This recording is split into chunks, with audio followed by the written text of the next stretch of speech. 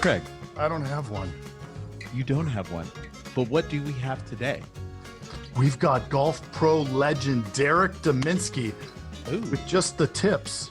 Oh, let's get in, rub that on our neck, and smell it. Let's. Welcome to the Insurance Dudes, a podcast for insurance agency owners helping us to think of different ways to optimize our business and our lives. Oh, there he is. What's going on? We're How's doing it going? Doing Yeah, pull-ups. hard, man. You guys are good at this. Doing some Yeah. Hey. So how you doing? Great. How are you guys? Good. Good. You are our first golf pro. All right. Awesome. Hopefully not your last, but I'm definitely honored. It can't be because there's one thing about insurance agents. They love golf. That's true. That's absolutely true. I know quite a few. I bet. And a lot of pros who can't quite make it anymore just go into insurance, actually. So it's kind of fun. Yeah. Ah, So Derek, you're here in Tucson, in T-Town, the old Pueblo, the naked Pueblo, the whatever other words there are for it. And called so the Naked Pueblo?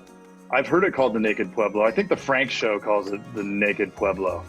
Never heard that, but that's cool. Do you listen to the Frank Show? Frank, I don't know Frank. No, it's world famous, just like the world famous Insurance Dudes. Oh, right on. Yeah, we have a listener on every continent. That's awesome. Yeah, One. just One on every continent, that's it. Australia has one, although we're interviewing somebody from Australia this afternoon, so we will likely have two. That's awesome. That's great. Yeah. That's growing at a nice pace. It really is. It really is. It really is. So I'm sure when I first reached out, you're like, "What? It's called Insurance Dudes." But I think that there is a lot of what we talk about, and a lot of what we go into is the marketing and the sales, and then hiring, which isn't really connected here. But you on Instagram have really blown up, right? And I'd love for you to tell the audience here about that, like how you got into Instagram and how you did what you do, and obviously a little background on yourself too. Be great. Yeah, sure. So I'm from Minneapolis, just north of Minneapolis in Rogers, Minnesota. Played a bunch of other sports, got into golf eventually, and then my brother got a job at TMC down here, and I was just going to move down here to kind of do the golf thing half time and then go back home where I had a good job. Mm-hmm. But I ended up sticking it out down here and worked for the 49er Country Club. I don't know if you guys have been out there at all. Did like the head pro gig, kind of worked for the club. And then I really found that I enjoyed teaching the most. So teaching the game, playing the game, those are my passions. It wasn't really being behind the desk, even though we have a ton of great members and people there, but not really doing the operational side. More of the one-on-one individual classes. That's really where my passion lied. Now, what ended up happening is, I kind of knew I wanted to get into some social media stuff about 5-6 years ago. I built a website, golfbettertucson.com, to kind of help market some things. And really just luckily, I got in on Instagram kind of in the earlier stages when some of the earlier golf guys got in. If you know George Gankis, he's a good friend of mine. If you go to like George Gankis golf, he's fantastic. And a bunch of other guys who got in early, it seemed to really help us grow compared to, there's a ton of guys in it now. So getting in on it early was huge. And I really just got lucky. I wanted to do Facebook. I do some Facebook, I do some YouTube, do some Twitter. But I spent more of my time on Instagram, and luckily I know it's kind of been the one to go above Facebook, Twitter, and YouTube, really, as far as I think users and kind of people in my generation. So I really kind of lucked out there. But really that's kind of how it all began. Do you think that choosing that platform is specific to the different demographics? Like, yes, you went with Insta because you're absolutely. Yeah, and you'll kind of see it. Instagram's kind of for my age, obviously there's everyone on every platform. Facebook, if you guys do all, you know, it's you kind of get some really unique responses from some older people who don't really know how to use it. And, you know, what's happening? And I'm like, well, you're commenting on my video, like, you know, I would hope you kind of going on. And then Twitter for celebrities to kind of tweet stuff. It's not as easy to get engagement there. I wasn't on that as early as some of the other popular Twitter golf pros. Mm-hmm. So yeah, it really kind of works well with golf. You know, it was 15-second videos early on, so you could do a little bit of video, and then it's expanded to minute videos on the platform, and then you can do the IGTV that's longer. So it really tends to be great for what, you know, golf instruction can bring to the table. Jason focuses a lot on MySpace. Yeah, it was. It worked out well. Yeah, you and Tom. Yeah, where's Tom at? I heard he was in Area 51. That's what they were saying. MySpace was in Area 51. I just heard that. Well, I decided to go back to Friendster because, I mean, really where it all began. I think you're getting in on it at the right time, potentially. Right. When he logs in through his net zero straight into Friendster. Yeah. That's good. Yeah. But I love how you've used, well, so when did you first start? When was Instagram like, so you said near the beginning. I mean, I can't even remember when, like, is it 2010, so 2011? I remember some friends on it. I got into it, I'd say about, I think 5 years ago is one of my 2014. And it's, you know, I get a lot of people to say, you know, how did you kind of get where you are? And I just say, go look at my first post. It sucks. It's just the worst. But I just wanted to put some stuff up, you know, and I didn't know what I was doing. And I just knew that it was kind of an easy platform where I could just put some stuff up. Also, what's nice about it now, and I don't know if it had it at the time, but you can connect your Facebook and Twitter on there. So if you post once on Instagram, it kind of filters through. So it's kind of an easier way to bring your media to other platforms as well, which was nice at that time. So yeah, about 5-6 years ago is when I got in on it myself. And you were doing video back then? Yeah, so I do some YouTube videos. I knew I wanted to get I love to teach in Tucson, but I wanted to kind of expand what I was doing potentially to YouTube and make some videos. I just knew I had a passion. I'm really passionate about golf. I love to play it. I love to teach it. It's not just a job. So when I go home, I learn how to teach better. I'm always learning how to play better and all those things. So it's really just this thing that kind of flows out of me that I needed a way to kind of just get some of that information down. That's cool. And how often do you post? What's your method to that, I guess? Yeah. So early on, it was probably once every few days or so. And then now I try to do at least once a day. If I can, to kind of stay on that. A couple times if I've got some good stuff, you know, anytime I'm watching like a Tiger tournament, you know, Tiger always does well on social media. So even you guys, if you post Tiger Woods, it's always kind of my better posts revolve around Tiger. He's just really good for the game in a sense that people still are attracted to him regardless of, you know, kind of his off the course stuff. Well, and you're our in with Tiger. So we figured once we had you on the show, we would then be able to get Tiger. Sure. I've got a couple connections, you know, I don't know. Connection or, you know, whatever, 7 degrees of Kevin Bacon. But, sure. Yeah, unfortunately I don't have a cell phone number, but that's all right. How has it helped your business and what do you like business wise? How do you use it? Sure, it's helped a ton. So I use it for a few ways. It obviously brings a lot of people across really the country, and even some people have flown in across the world to get lessons from me individually. It's allowed me to raise my rates. As well as I have an online business, golfbettertucson.com, where I have a membership site. So I've started to develop, I've got a lot of people who are like, hey, we want more of your information. Can you go more in depth? And I've got quite a few requests for that.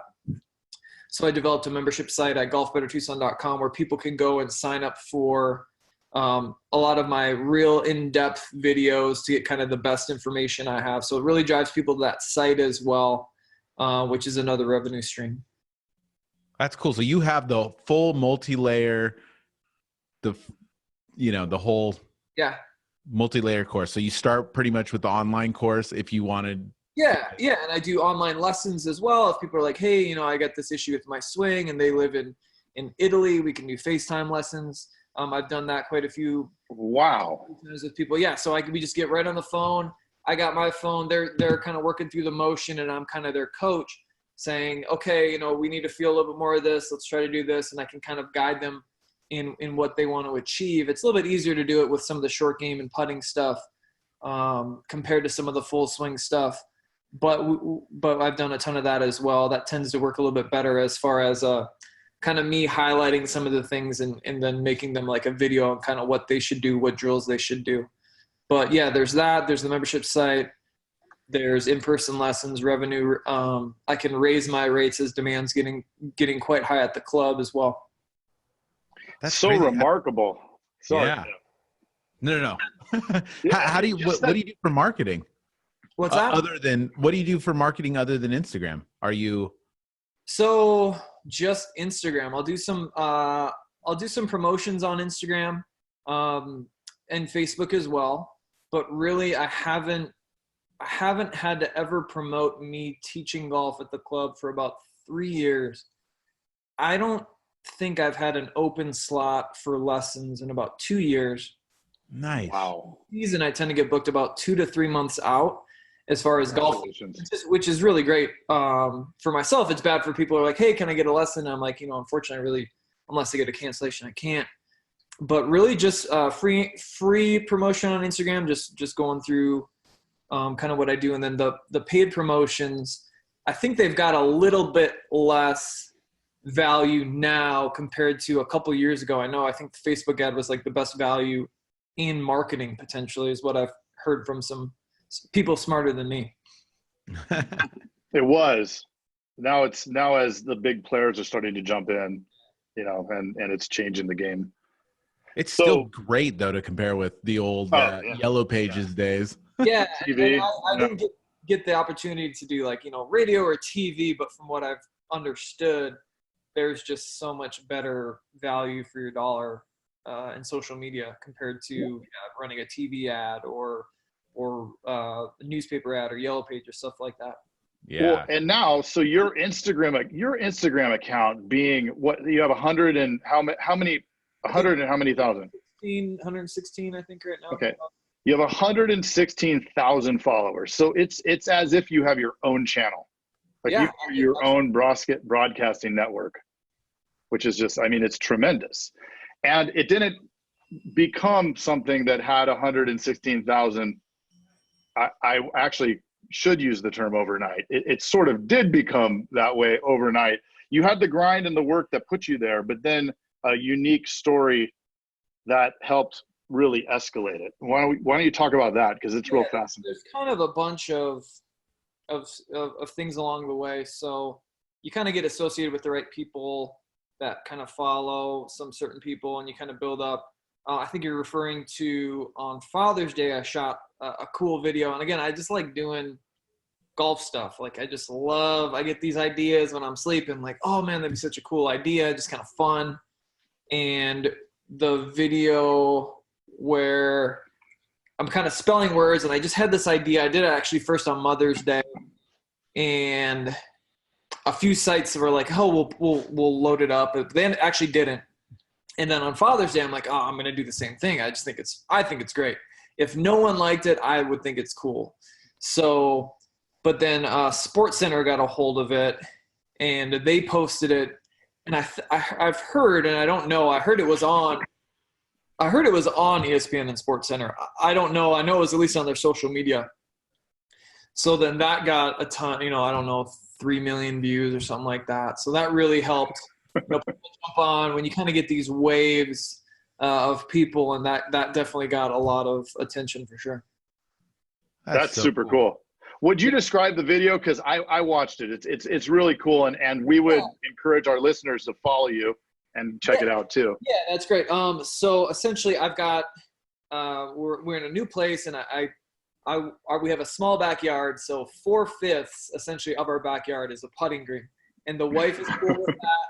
She knows kind of my business and what I do. So it's this artificial putting green. It's super nice. I love it. I'm out there. I practice on it a ton. It's so cool. And there's this area on it, and a lot of people, everyone just said, "Oh, it's fake. It's photoshopped, et cetera, et cetera." And actually, there's a video on my website that's a tutorial on how I do it. So it's not fake. Again, I tell people if I could Photoshop or video. Derek? Uh-oh. Are you frozen? Am I frozen? Am I frozen? There he is. Hey. Sorry about that. We just get bad internet connection here. So That's all good. Yeah. That was great. All right. Let's go. Let's go for the top of the story. This is a good story. We got the sick putting green. I got you. Okay. Yeah. So all right. So we got a sweet putting green in the backyard. It's awesome. Good times. We have putting contests back there. It's really cool. So your wife doesn't mind it. Yeah, wife and family. She likes it. At least she says she likes it. So, but her family comes over and we have a lot of fun on it. So, your wife is like honestly one of the nicest, sweetest women I think I've ever met. Like she's so nice. So his wife works at Whole Foods. I'll tell her. Yeah, I'll tell her you say that. I'm very lucky, no doubt. She's great. You are. Everyone says that when people see me, they're always like, what does your wife do? She works at Whole Foods. I say, go look up front, look for the most beautiful girl. And then they see her and they're like, no way, dude, what? Something's not adding up here. It's like, oh man. So I've been pulling off for this song. So hopefully we do it a little bit longer. We'll see. Yeah. Right. But no, she's great. She's great. That's and awesome. So I was spelling out some words, and essentially there's kind of one golf ball left off of the word dad, or the word dad. And I hit this shot with a lot of backspin up into the slope, and it kind of caroms around, and it just fits right into the word to kind of spell it out. So I've done that with a few different ones. It's kind of a fun little shot, and it looks really cool. That's awesome. How many times do you have to do it to hit it to that spot? So the mom one took a long time. The dad one I got on my 4th try. So wow. Very lucky. Wow. And then in the tutorial I do it on my 2nd try. So that's not always the case. The mom one, there's a couple I've done where I'm just like, oh man, I need to stop. But that one worked out really well. So it was just kind of meant to be as cool. That is cool.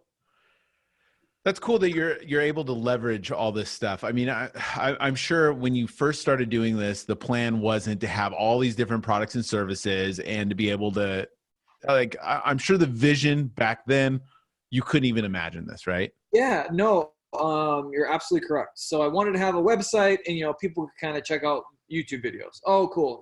That's awesome.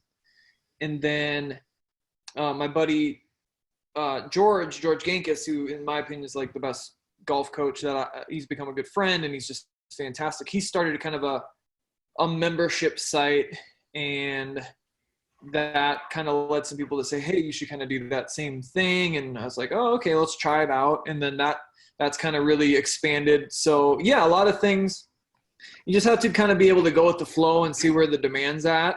If someone, thought I made a great peanut butter and jelly sandwich and they're like, hey, I'll pay $50 for this. You know what? I'm probably in the sandwich business, but here I am. That's so cool. Yeah. Yeah. It seems like a lot of people don't want to go above it. I mean, obviously you're going above and beyond at those early stages. It's more of a passion thing, right? You're absolutely correct. If I had to do it for something I didn't love to do, it would be a lot of work and I wouldn't want to do it. So stuff like this with golf stuff, there was some times where it's like, man, I'm trying not to post too much stuff. I could do this all day. It's because it is my passion. If I didn't get paid money to do anything and I had to do something, I'd do exactly what I do now. So it's a huge part. And I get to ask that a lot, like, how are you able to do this? And I see there are other golf pros. Like, how do you have this passion? And I can just tell them, like, you don't even like the game, do you? Well, no, not really. Well, it's going to be tough. So for me, just, I love the game. I love to play. I love to teach. I love people. And it really helps in that regard. I'm sure with you guys in insurance, you can probably get, anyone can go anywhere for insurance, but it's probably the person and what you guys can offer to them that makes you guys stand out or anything else you guys do, I would guess. Oh, for sure. Like as we train, I have a separate business where we do the sales training and that's the whole thing. It's how you train the team to interact with the potential clients, right? If it's just a transaction, why not just go to a Lizard or a Flow, right? But if somebody connects with you, right, and those people, the people that I help train or that other agency owners train or Jason trains his team, if they can feel the passion that he's pushing through to them, and is insurance exciting? Hell no, right? Like nobody wants to talk about insurance. I think people want to go to the insurance agent less than they want to go to the dentist. Sure, yeah.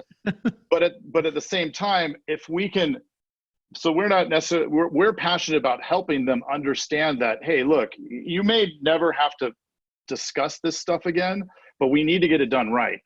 And 99% of the time when we look at somebody's stuff, it's done wrong.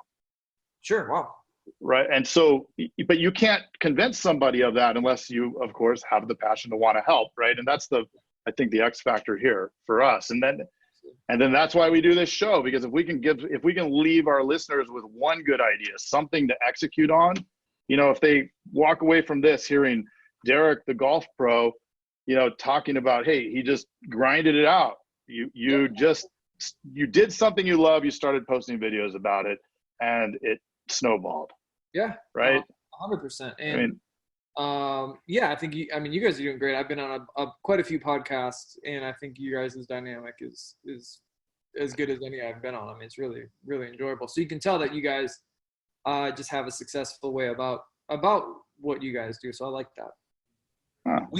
For this, honestly, it's like, it's been so much fun for both of us. That's the reason why we do it. Yeah, you can tell. And we learn a ton from people and we get to talk to cool dudes like you. And I mean, what more can you ask for? Gets us out of doing work. Yeah, exactly. Yeah, that's great. And this is really his office with ET and Alf on the wall. Yeah, that's awesome, man. I'd come in there to buy some insurance. That looks great. Dude, I noticed you got Wario on the back there. Yeah, so I'm still a kid at heart. That's my Mario poster. I just do Mario. I've always like that stuff. So every year I get the newest, go on Amazon, Mario 2020 posters coming next year. So the Mario they have now, like you build levels. Yeah, I haven't. It's crazy. I can't imagine. I haven't done any video games here. Right. Dude, you got to get a Switch, man. Yeah. Nintendo Switch. Well, the wife wants. I think it's the Switch, and we play Mario Kart with my 3 and 4 year olds. We just dominate them, so we feel really good about that. But yeah, the new Mario Kart is super fun, and that's probably on the list of. That's so funny. Pretty soon you won't be able to dominate, and then you won't play anymore. Like that's what happened to me. I loved Call of Duty back when it first came out. And then as my son grew up, I could just smoke. It was easy. I'm like, this is great. And then when it flipped and I can't even log on there anymore. Yeah, you're like, no. I'm dead before I press start. Forget it. I'm done. It's a waste of time. Nintendo's always been my favorite, hence the old. Love that. Yep. Poster. But dude, Mario Kart, I'll never forget. They even had, I think the old video game store is called Captron, and they had they would get the pre-releases of games. So when the first Mario Kart came out, I remember I kept going to the mall to play it, and all the people in the store would play it. It was awesome. And to this day, like, I will buy a system. I literally bought that system for that game. I rarely ever play it at all, but I had to do it. Yeah, I've always liked that game. Yeah, when the Nintendo 64 came out. Oh yeah, that game it was just the best. Still is, man. I wish I had all my old systems. Yeah, they have that Nintendo, that throwback one. We bought that, and we got the Super Nintendo. You can get those at Target for like $50. So it's brings a little bit of nostalgia back. So it's pretty cool. That's cool. I got to get one of those. Well, so Derek, if you could impart just some wisdom on maybe something that just started an agency or anything, like for a young business owner, what advice would you give them? Yeah. So I think, one of the best experiences I had was in college. I worked this job for a well-known company, and we kind of packed and did their shipping stuff, and I hated it so much. And I thought, if I had to do this, I couldn't do it. I mean, it was you had these typical mean bosses. I mean, it was so funny, and I couldn't imagine, because you would just literally live for the weekends and then you go back, and it would just cycle. And that's kind of when I said to myself, okay, even if I get paid so little, I can't have to do something I like to do. I have to. So that's kind of when I got into the golf industry. I worked for a really great guy back home, a mentor of mine, Steve. And that kind of showed me that, man, you can enjoy your work. And that allowed me to bring passion into my work. And that's been huge. So the first thing I would say is, if you're going to start a business, it better be something that you would love to do. And even if you make a little bit, little money, but your passion is going to be overriding that, and you're still going to enjoy it. So that's been a huge part. And then also, when I started out, I was really just doing it to just to do it, and doing it for me. So if I liked what I was producing, it was successful, no matter if no one liked it, no matter if everyone liked it. If I was kind of staying true to what I thought and I liked it, then it is successful. So those would be kind of some of the keys I think that have really helped myself. That's awesome. And I know there's a lot of dudes that love golf. So there's going to be a lot of people that want to look you up. What are all the ways that everybody can get a hold of you and be a part of your programs? Yeah. So golfbettertucson.com. That's my website. You can contact me through there. You can find Golf Better Tucson on Instagram, Twitter, YouTube, and Facebook. If you just kind of look up Golf Better Tucson, that is going to be the best way to find out more about myself. Awesome, man. Love it. And I'm sure all of your followers are going to love to listen to this podcast. You know what?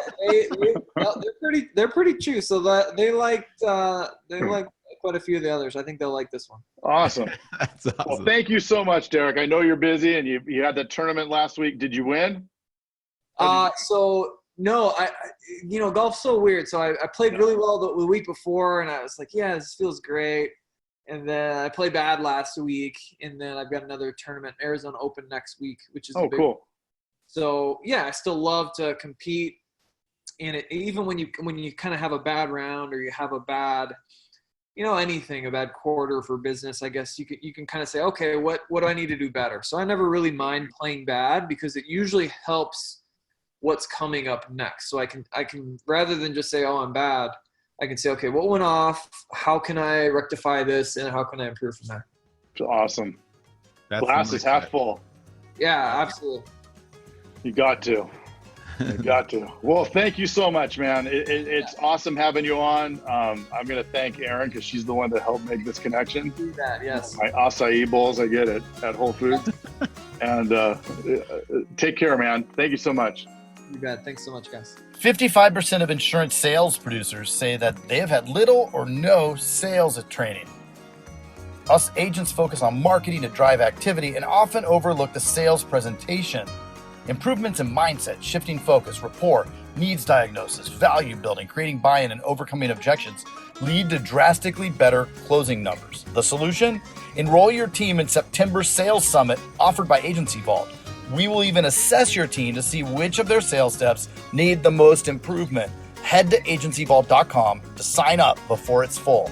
Hey, thanks for checking out the Insurance Dudes. Hey, please subscribe. We got some really great stuff coming out.